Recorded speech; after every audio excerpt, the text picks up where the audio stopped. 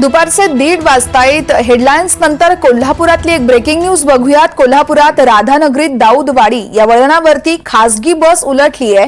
गोव्याहून कोल्हापूरला येणारी बस ही पलटी होऊन एक जण ठार झालाय तर 11 प्रवासी जखमी झालेत। वळणावर खासगी बसवरील चालकाचा ताबा सुटला आणि त्याचमुळे बस उलटली।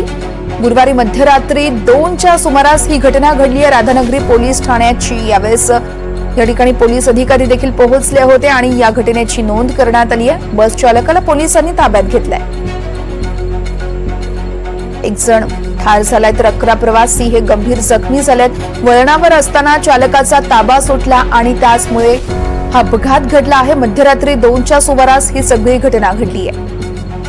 राधानगरी दाऊदवाडी इथं खासगी बस होती आणि ही या ठिकाणाहून जात असतानाच भीषण अपघात झाला। एक जण ठार झालाय तर 11 प्रवासी जखमी झाले आहेत। या संदर्भात अधिक माहिती देत आहेत विशाल पुजारी, आमचे प्रतिनिधी आहेत आपल्यासोबत। विशाल, यामध्ये जे जखमी आहेत त्यांची प्रकृती आता कशी आहे?